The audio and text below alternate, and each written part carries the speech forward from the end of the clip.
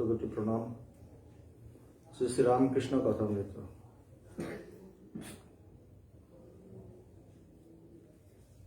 ঠাকুর কথা বলছেন, তো অহংকার নিয়ে কথা হচ্ছিল আগের দিন। আমাদের যে অহংকার কিভাবে আমাদের পতনের কারণ হয়ে দাঁড়ায় সেটা নিয়ে কথা বলছিলাম। কিন্তু প্রশ্ন হলো অহংকারটা যাবে কিভাবে?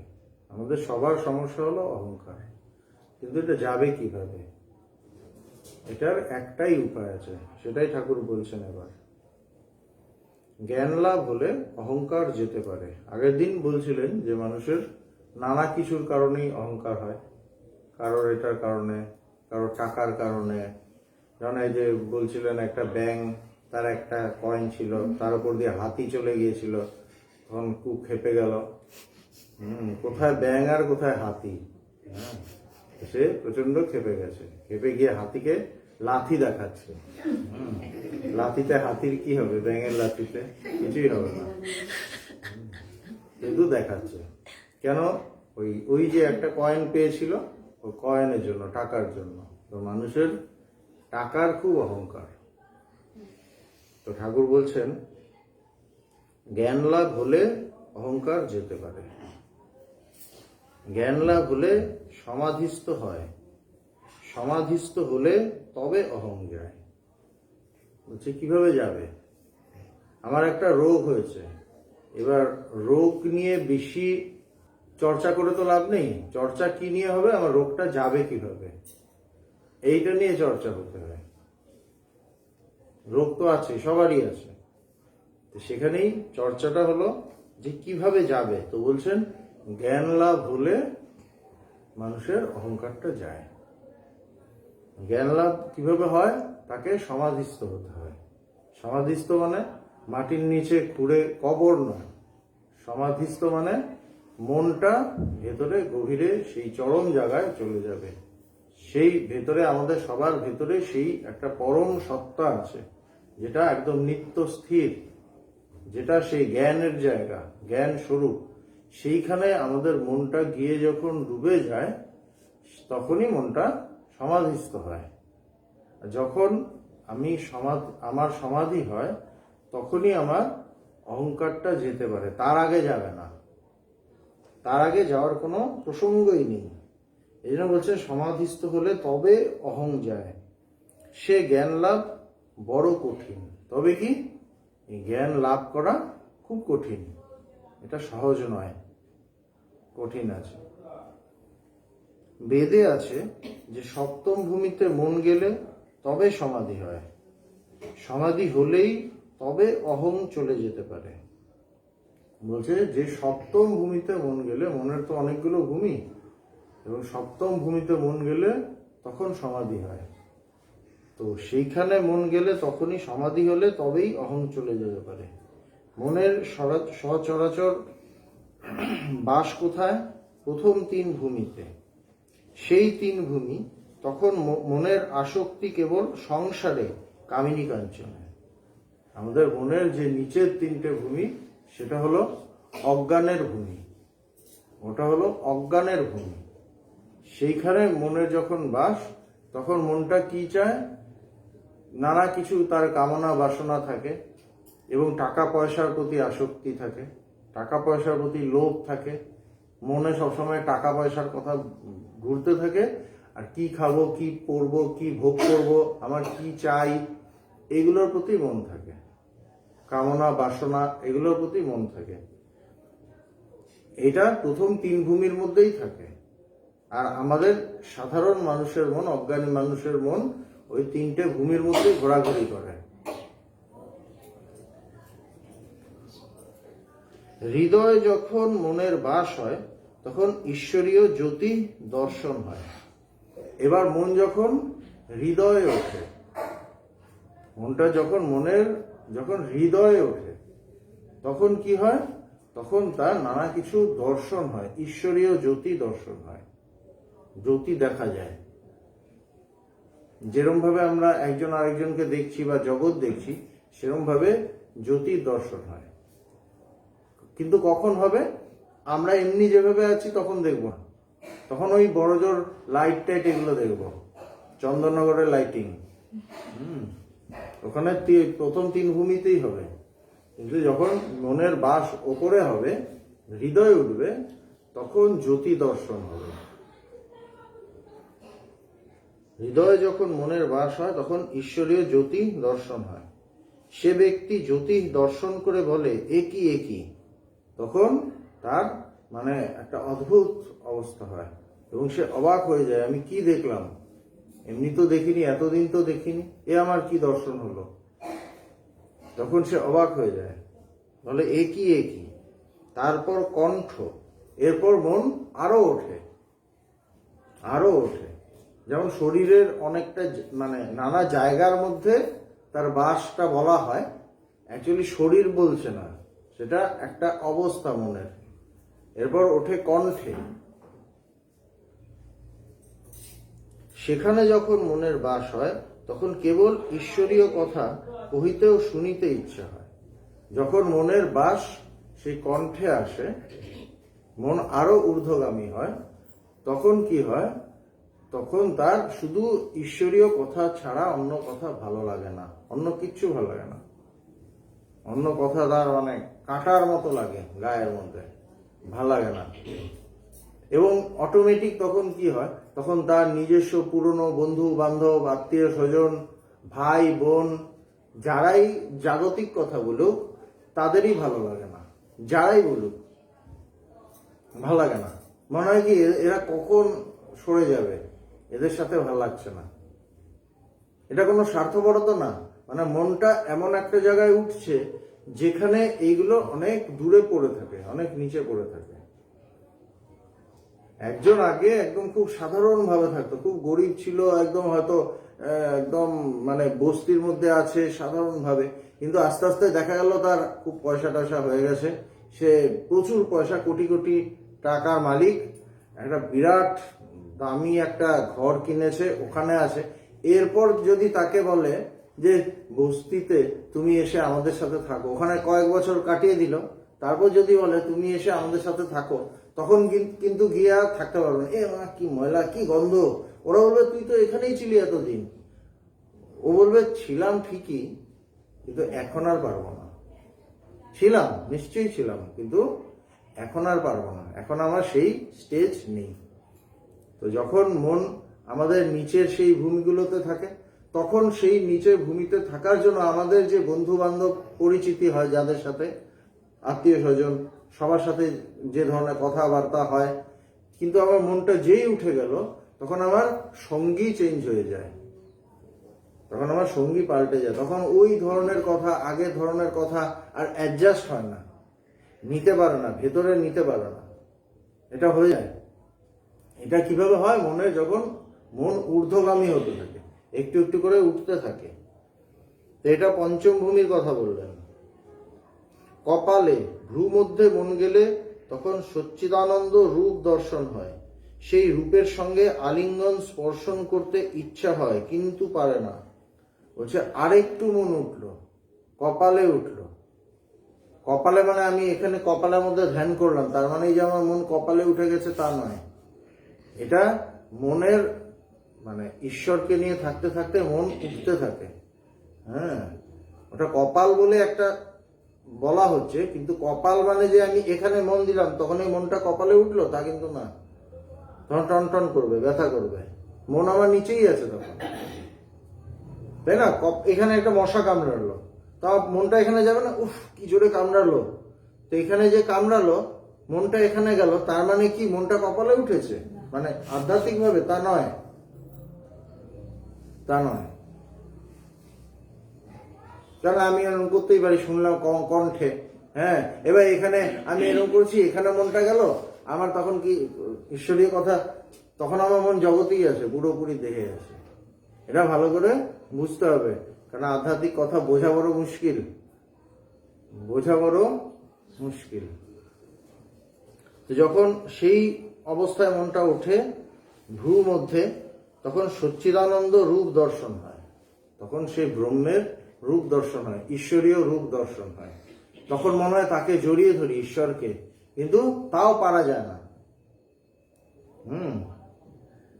মানে এরকম দর্শন হয়, তখন ঈশ্বরীয় রূপ দর্শন হয়, কিন্তু পারে না। লণ্ঠনের ভিতর আলো দর্শন হয় কিন্তু স্পর্শ হয় না, ছুঁই ছুঁই বোধ হয় কিন্তু ছোঁয়া যায় না। লণ্ঠনের ভিতর আলো। ঠাকুর খুব সুন্দর করে এক একটা অবস্থার কথা বলছেন, মনের অবস্থা। লণ্ঠনের ভেতর যে আলো, ওটা কিরকম? আলোটাকে পুরো স্পষ্ট দেখা যায়, কিন্তু ধরতে গেলে কাছে হাত লাগবে, লণ্ঠনের মধ্যে হাত লাগবে, ভেতরে হাত যাবে না। মানে আলোটা, সেই আগুনটা আমাকে পোড়াতে পারবে না। আমার দর্শন হবে, কিন্তু তার অ্যাকশন হবে না। আলোর অ্যাকশনটা তো হলো মানে পোড়ানো, সেটা আমাকে পারবে না। হাতটা যাবেই না ওই পর্যন্ত, তবে কাজ পর্যন্ত যাবে, কাজটা একটু গরম হয়ে থাকবে, এইটুকু, একটু খসড়াও পড়তে পারে, এইটুকুই। কিন্তু গায়ে আগুন লেগে আমি পুরো পুরো জ্বলে ছাই হয়ে গেলাম, সেটা হবে না, সেটা হবে না। সেটা হলো ষষ্ঠ ভূমি, যেখানে আমার ঈশ্বরীয় রূপ দর্শন হচ্ছে, কিন্তু একটু বাঁধো বাঁধো, কোথাও যেন একটু আটকে আছে, আমি পুরো তার সাথে মিলেমিশে একাকার হয়ে যেতে পারছি না, মন পুরো মিলে যেতে পারছে না। এই জন্য বলছেন লণ্ঠনের ভিতর আলো দর্শন হয় কিন্তু স্পর্শ হয় না। আমার খুব প্রিয় একটা মানুষ এলো, আমি তাকে শুধু দেখলাম, মধ্যে একটা কাঁচ আছে, আমার ভালো লাগবে? ভালো লাগবে না। কাঁচটা সরা, দরজাটা খোলো, আমি ভেতরে যাব। এই যে ভগবান কালকে একটা কাঁচের ভেতরে বসেছিলেন, শুনলাম, একটা কাঁচের ভেতরে তিনি, বাইরে সব হচ্ছে চারদিকে। তো মধ্যে যদি ব্যবধান থাকে, আমার ভালো লাগবে না। আমি চাইবো কোনো ব্যবধানই যেন না থাকে, কোনো বাধা যেন না থাকে, আমি যেন মিলেমিশে একাকার হয়ে যাই। এইটা ষষ্ঠ ভূমিতে হয় না। ছুঁই ছুঁই বোধ হয় কিন্তু ছোঁয়া যায় না, ছুঁই ছুঁই বোধ হচ্ছে কিন্তু ছোঁয়া যাচ্ছে না। সপ্তম ভূমিতে মন যখন যায়, তখন অহং আর থাকে না, সমাধি হয়। যখন মনটা একদম সেই চরম জায়গায় চলে গেল, তার জায়গায় চলে গেল, তার আসল যে জায়গা, নিবাস, তার আশ্রয়স্থল। মন চলো নিজ নিকেতনে। আমাদের যখন আমরা নিজ নিকেতনে যাই, নিজের বাড়িতে যাই, আমি যখন পরের বাড়িতে যাই, তখন আমি ড্রয়িং রুমে গিয়ে বসি, গল্প টল্প করি, হাসি টাসি গল্প করি, সব ঠিক আছে। কিন্তু যখন নিজের বাড়িতে আসি, তখন ফ্যান চালিয়ে একদম এরকম করে শুয়ে ঘুমিয়ে পড়লাম। কখন উঠবো ঠিক নেই, যখন উঠবো তখন খাবো। দুটোর মধ্যে পার্থক্য আছে। ওটা আমার নিজের বাড়ি, আমার নিজের নিকেতন। সেরকম মনের একটা নিজের নিকেতন আছে। মন যখন তার নিজের নিকেতনে আসে, তখন কি হয়? তখন আর মানে সে আর অ্যাক্টিভ থাকে না। তার ওই মনের যেটা সবসময় চিন্তা করা, এই করা, সেই করা, ভাবনা করা, দুশ্চিন্তা করা, টেনশন করা, কোনো কিছু থাকে না। মন একদম স্থির হয়ে সেখানে সমাধিস্থ হয়ে যায়, বোধে বোধ হয়ে যায়, জ্ঞানের সাথে মিলেমিশে একাকার হয়ে যায়। সেইখানেই সমাধি হয় মনের, সেটাই সমাধি অবস্থা। বিজয়, তো ওখানে বিজয় কৃষ্ণ গোস্বামী ছিলেন। তো তিনি কি বলছেন? বলছে সেখানে পৌঁছিবার পর ব্রহ্মজ্ঞান হয়। মানুষ কি দেখে? মানে সবার একটা প্রশ্ন থাকে যে ওখানে কি দেখা যায়। তুমি তো ওখানে গেছিলে, কি দেখলে? আমেরিকা গেছিলে, কি দেখলে? আমরা শুধু সবসময় দেখতে চাই। তো বিজয় কৃষ্ণ গোস্বামী, অত বড় মহাপুরুষ, তিনি তখন ওই প্রসেসের মধ্যে আছেন, তখনও সেই জায়গায় তিনি পৌঁছাননি, তখনও ঠাকুরের সঙ্গ করছেন। তো বলছি সেখানে কি দেখে? এটা সাধারণ আমাদের একটা কৌতূহল, স্বামীজি ওটা হলে কি হয়, কি দেখা যায়? শ্রীরামকৃষ্ণ, সপ্তম ভূমিতে মন পৌঁছিলে কি হয় মুখে বলা যায় না। বলছে ওখানে গেলে কি হয় মুখে আর বলা যায় না। দারুণ। মুখে বলা গেলে তো ওটা হয়ে গেল, উচ্ছিষ্ট হয়ে গেল, তাই না? মুখ দিয়ে যদি আমি বলেই দিতে পারি তাহলে তো আর সেই মাহাত্ম রইবেন, মানে থাকবে না। তখন বলে, ও আচ্ছা আপনি বললেন, আমি শুনলাম, আচ্ছা আচ্ছা ঠিক আছে, ঘরে চলে গেল, সংসার করলো। সেখানে কি হয় মুখে বলা যায় না। বলছে নিজে খাও মিষ্টিটা। মিষ্টি কেমন তুমি খেয়ে দেখো, তুমি খাও আগে। জাহাজ একবার কালা পানিতে গেলে আর ফিরে না, জাহাজের খপর আর পাওয়া যায় না, সমুদ্রের খপরও জাহাজের কাছে পাওয়া যায় না। কারণ কথা, জাহাজ যদি কালা পানিতে যায় তখন আর ফিরে আসে না, এবং জাহাজের খবর আর পাওয়া যায় না, জাহাজের আর কোনো খবর পাওয়া যায় না। জাহাজ ফিরে এলে তো তখন জাহাজকে জিজ্ঞেস করা যাবে যে সমুদ্রটা কেমন গো, তখন সমুদ্রের খবরও আর নেওয়া যায় না। মানে যার সমাধি হলো সে আর এই সেখানে কি হয়েছে এটা নিয়ে কিছু বলতে পারে না। কেন বলতে পারে না? বলা যায় না, বলা যায় না। আর যে যায় সে ফিরে আসে না। যার সমাধি হলো সে ফিরে এলো না, আরেকজন ফিরে এলো, আরেকজন পুরো অন্যরকম। বলে না লঙ্কায় যেই যায় সেই হয় রাবণ। হ্যাঁ, লঙ্কায় গেলে সে রাবণ হয়ে যায়। হ্যাঁ, অন্য আগের মানুষটা থাকে না, তো সেরকমই আর কি। ওখানে যেই যায় সেই হয় রাম, ওখানে রাবণ না, ওখানে যেই যায় সেই হয় রাম। সমুদ্রের খবরও জাহাজের কাছে পাওয়া যায় না। সাংঘাতিক কথা এগুলো ঠাকুরের।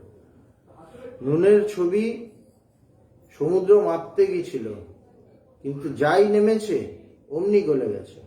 সমুদ্র কত গভীর কে খবর দিবে, যে দিবে সে মিশে গেছে। সপ্তম ভূমিতে মনের নাশ হয়, সমাধি হয়, কি বোধ হয় মুখে বলা যায় না।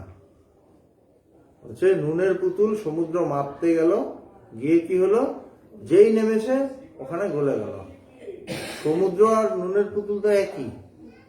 সমুদ্রটা ডাইলিউটেড ফর্ম, আর নুনের পুতুল কনডেন্স, ঘন এক জায়গায়। নুনটা এক জায়গায় ঘন হয়ে একটা শেপ হয়েছে, একটা আকারিত হয়েছে, আকার হয়েছে। কিন্তু সেটাই যখন সমুদ্র, সেখানে কি জল নুন মিলে একটা বিরাট বিশাল একটা জায়গা, জলের নোনতা জল। তো যেই ওখানে নামছে, যেহেতু দুটো এক, তো বড়টা ছোটটাকে গ্রাস করে নিল। ওটা তো ছোট একটা শেপ ছিল, আর ওটা ছিল প্রায় অনন্ত বিরাট, সেটা বিশালটা ছোটটাকে গ্রাস করে নিল, তাই না? যেমন একটা জায়গায় পুকুর, ওখান থেকে কিছু ঘাস এরকম উঠে আছে, কিছু ঘাস উঠে আছে, তো সেখানে শীতকালে একটু শিশির পড়েছে, শিশির টিশির পড়ে ওখানে জমা হয়েছে, জলবিন্দু বিন্দু হয়েছে, একটু বড় হয়েছে। তখন কি হবে, ওটা আস্তে আস্তে ঘাস দিয়ে জলে এসে পড়ে যাবে। যেই জলে পড়বে তখন আর বিন্দুটাকে আলাদা করে খুঁজে পাওয়া যাবে? পাওয়া যাবে না। তখন সে পুরো ওখানে মিলে মিশে একাকার হয়ে গেল, সেই পুকুর হয়ে গেল। এইবার তাকে যদি বিন্দুর খবর জিজ্ঞেস করা যায়, বলতে পারবে? বলতে পারবে না। তাকে যদি পুকুরের খবর জিজ্ঞেস করা যায়, সেটাও বলতে পারবে? সেটাও বলতে পারবে না, কেননা সে তো পুকুর হয়ে আছে, সে ওটার খবর কিভাবে বলবে? আলাদা হলে তো বলা যায়, আলাদাও হতে পারবে না, বলতে পারবে না। এই জন্য সেই সমাধিতে কি হয়, ব্রহ্মে পৌঁছালে কি হয়, কেউ বলতে পারে না, বলতে পারে না। সে কেননা ওটা হয়ে বসে আছে। সপ্তম ভূমিতে মনের নাশ হয়, সপ্তম ভূমিতে মনের নাশ হয়ে যাচ্ছে। এবং নাশ হয়ে যাচ্ছে বলে আমরা তো কথা যে বলি, আমার চিন্তা দিয়েই তো বলি। চিন্তা, মন, মনের সাহায্যে চিন্তা, তারপর মুখ দিয়ে কথাটা বেরোয়। তো প্রতি মুহূর্তে আমাদের মনের দরকার হয়, কিন্তু মনটাই যদি মিশে যায়, বলবো কিভাবে? তাই না? বলার আর কোনো উপায় নেই। কি বোধ হয় মুখে বলা যায় না। যে আমিতে সংসারী করে, কামিনী কাঞ্চনে আসক্ত করে, সেই আমি খারাপ। বলছে আমাদের এতক্ষণ কিসের অহংকার নিয়ে কথা বলছিলেন, অহংকার মানে আমি। তো বলছে আমাদের যে আমিতে সংসার করে, সংসার বলতে কামিনী কাঞ্চনে মানে যে আমি আসক্ত হয় সেটার কথাই বলেছেন, সেটাই সংসার। যখন আমরা কোনো কিছুর প্রতি আসক্ত তখনই আমি সংসারী। তো যে আমি আসক্ত হয় সেই আমিটা খারাপ। জীব ও আত্মার প্রভেদ রয়েছে, এই আমি মাঝখানে আছে বলে। জলের উপর যদি একটা লাঠি ফেলে দেওয়া যায় তাহলে দুটো ভাগ দেখায়, বস্তুত এক জল, লাঠিটার দরুন দুটো দেখাচ্ছে। জলের মধ্যে একটা লাঠি ফেলে দেওয়া হলো, তখন কি মনে হবে? এইটা এই সাইড, ওইটা এই সাইড, একটা ডান সাইডের জল, একটা বাঁ সাইডের জল, কিন্তু জল একটাই। যেহেতু লাঠিটা এরকম ভাবে ফেলা আছে, মনে হচ্ছে দুটো আলাদা, তাই না? দুটো আলাদা। যেমন জমি, মানে দুই ছেলের মধ্যে ভাগ হয়ে গেল, মধ্যে একটা বেড়া দিয়ে দিল, কিন্তু জমি কি আলাদা হলো? জমি তো যা ছিল তাই, উপরে একটা বেড়া চাপিয়ে দেওয়া হয়েছে, কিছু বাঁশ টাস দিয়ে এরকম ভাবে বসিয়ে দেওয়া হয়েছে, কিন্তু বেড়া তো জমি তো একই। সেরকম ভাবেই হচ্ছে যে আমাদের যে আমিটা আছে, এই যে অহংকারটা আছে, এই অহংকারের জন্য আমি আর আত্মা আলাদা হয়ে আছে, ভেদ হয়ে আছে। আমি যে ব্রহ্ম, আমি যে আত্মা, এটা বুঝতে পারছি না, যেন আলাদা, যেন ভেদ, আমি ধরতে পারছি না। তো বলছেন যে এই লাঠিটার দরুন দুটো দেখাচ্ছে। অহংই এই লাঠি তুলে দাও, সেই এক জলই থাকবে। যেই লাঠিটা তুলে নেওয়া হলো, দেখা গেল একই জল আছে, দুটো জল কখনোই ছিল না। সেরকম আমাদের ভেতরে যে আমিটা আছে, আমিটা বসে আছে, আমিটাকে যেই তুলে নেব, সঙ্গে সঙ্গে দেখবো আমি সবসময় ব্রহ্ম ছিলাম, আমি কখনোই জগৎ হইনি, আমি ব্রহ্মই আছি। সঙ্গে সঙ্গে দেখব। আগেও যে আমি নিজেকে জীব বলে ভাবতাম, এটাই ভুল। আমি সবসময় সেই শিব স্বরূপই আছি, জ্ঞান স্বরূপই আছি, সৎ স্বরূপই আছি। আমার কোনোদিন কোনো ভেদ হয়নি, আমি কোনোদিন ছোট হইনি।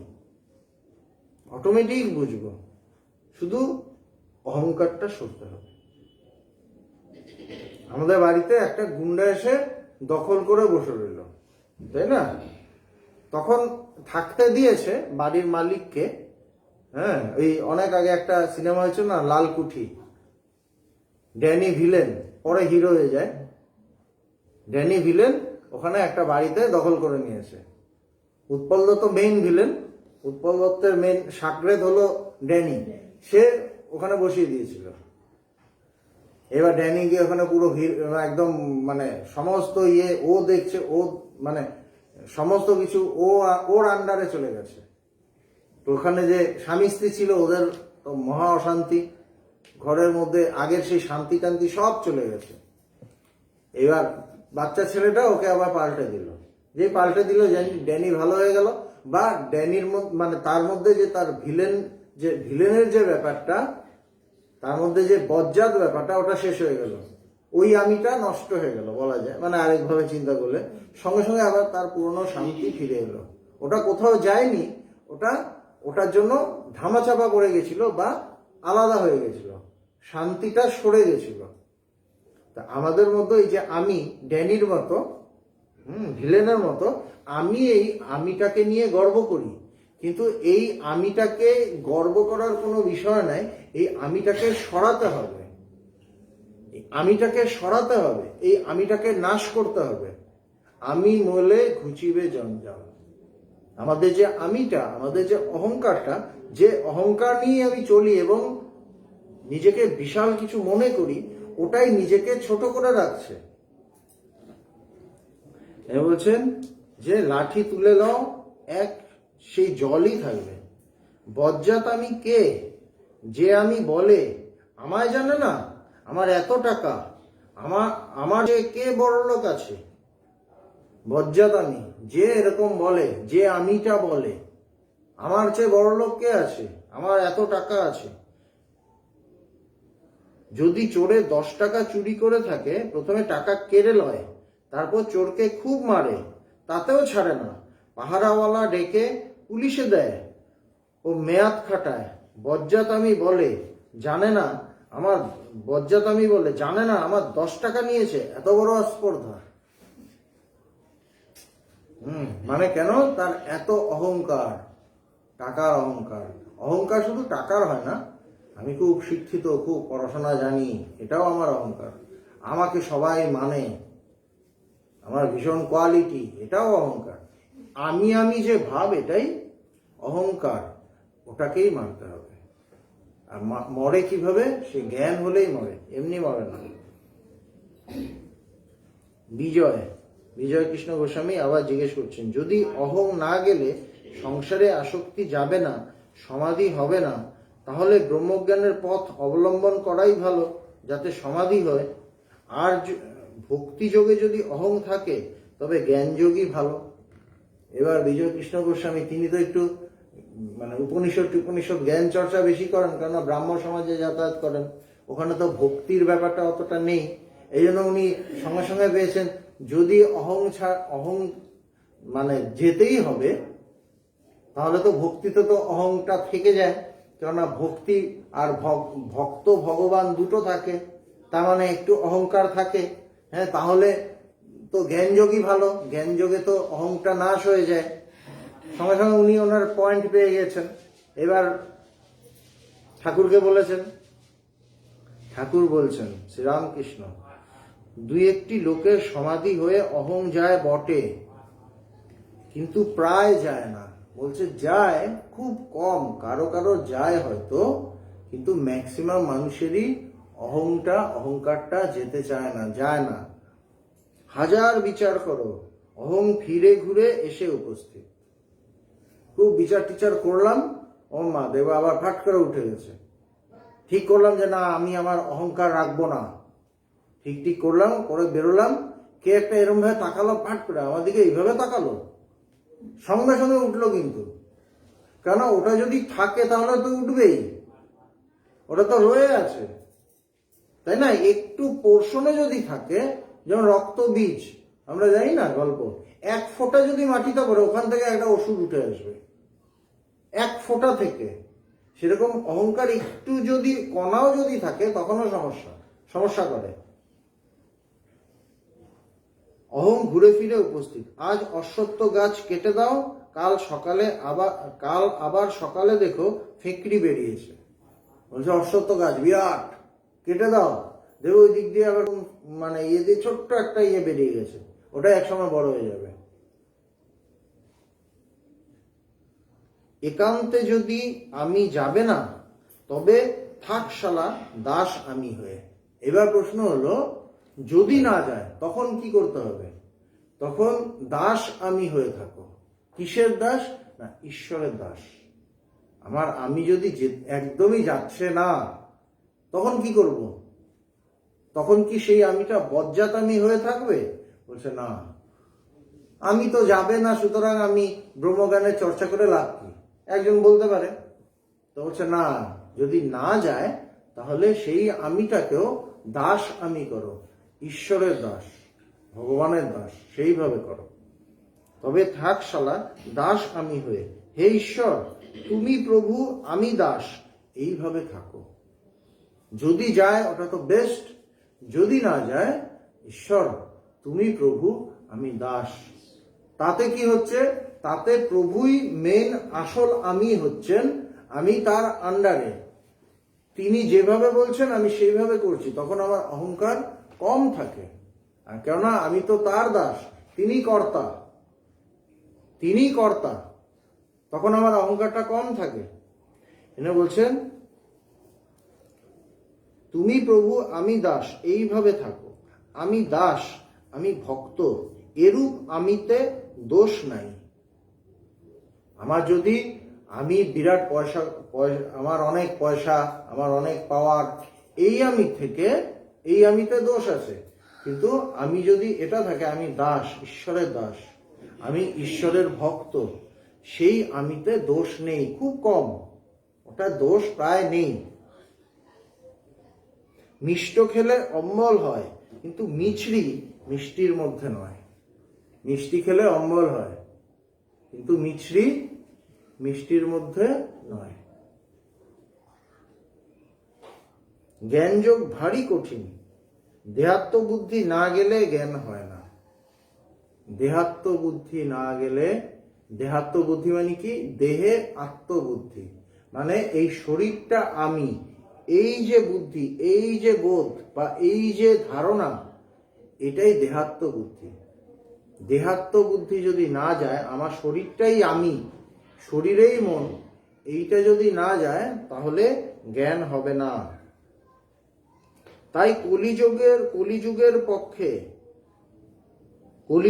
কলিযুগে অন্নগত প্রাণ, দেহাত্মবুদ্ধি, অহং বুদ্ধি যায় না। তো এখন কি? এখন কলিযুগ, ঘোর কলি। এখন মানুষের অন্নগত প্রাণ, মনে মানে শুধু কি খাবো, কি করব, পেটেই তার প্রাণটা ঢুকে আছে। এই জন্য বলছেন যে কলিযুগে দেহাত্মবুদ্ধি, অহং বুদ্ধি যায় না, যেতে চায় না। তাই কলিযুগের পক্ষে ভক্তিযোগ। ভক্তিযোগ কেন? এটা একটু সহজ। জ্ঞানযোগটা প্রথমেই বলেছেন জ্ঞানযোগটা কঠিন, ভক্তিযোগটা একটু সহজ। ভক্তিযোগ সহজ পথ। আন্তরিক ব্যাকুল হয়ে তার নাম গুণগান করো, প্রার্থনা করো, ভগবানকে লাভ করবে, কোনো সন্দেহ নেই। বলছে তাকে ডাকো, ব্যাকুল হয়ে, আকুল হয়ে ডাকো, তাতে কি হবে? তাকে লাভ করবে, তাকে পাবে, তার দর্শন হবে, তার অনুভব হবে। বলছে কোনো সন্দেহ নেই। কখন বলছেন কোনো সন্দেহ নেই? যখন বলছেন ব্যাকুল হয়ে ডাকো। ডাকলেই তাকে পাবো না। আমরা সবাই ডাকি ছেলের রেজাল্ট যেন ভালো হয়, আমরা সবাই ডাকি। কখন ডাকলে পাবো? যখন ব্যাকুল হয়ে তাকে পাবার জন্য তাকে ডাকবো, তার জন্যই তাকে ডাকবো, তখন পাবো। ব্যাকুল হয়ে, এইটাতে ঠাকুর বলছেন কোনো সন্দেহ নেই। কিন্তু যদি ব্যাকুলতা না থাকে তাহলে পুরো সন্দেহ আছে। সন্দেহ না, জেনুইন তাকে পাওয়া যাবে না। সন্দেহটাও ওখানে কোনো অবকাশ নেই। যদি ব্যাকুলতা না থাকে তাহলে পাবো না, এটা ধরে নেওয়া যায়। কিন্তু যদি ব্যাকুলতা থাকে তাকে পাবো শিওর। যেমন জলরাশির উপর বাঁশ না রেখে একটি রেখা কাটা হয়েছে, যেন দুই ভাগ জল, আর রেখা অনেকক্ষণ থাকে না। দাস আমি, কি ভক্তের আমি, কি বালকের আমি, এরা যেন আমির রেখা মাত্র। একটা জলের মধ্যে বাঁশ না রেখে একটা রেখা কাটা হয়েছে, জলের মধ্যে এরকম ভাবে টানলাম, সঙ্গে সঙ্গে একটা দাগ পড়লো, তো রেখাটা কতক্ষণ থাকবে? বেশিক্ষণ থাকবে না কিন্তু, তাই না? সেরকম যে ভক্তের আমি, তার আমিটা ওই রেখার মতো। ওই যে দাগটা টানা হয়েছে ওটা বেশিক্ষণ থাকবে না। তার মানে কি? আস্তে আস্তে আবার ওটা, ওই যে একটু আমিটা আছে, ভক্তের যে একটু আমি আছে, একটু অহংকার আছে, কিন্তু আমি ভক্ত, আমি দাস, এই রকম ওইটা আস্তে আস্তে মিলে যাবে এক সময়। তার মানে ভক্তিতেও তার মুক্তি হতে পারে। ঠাকুর কিন্তু বলে দিলেন যে যদি ভক্তি থাকে সেখানেও মুক্তি হতে পারে। তো আমাদের দেখতে হবে আমি কি করব। আমি জ্ঞানযোগ অবলম্বন করব না ভক্তি পথ নেব?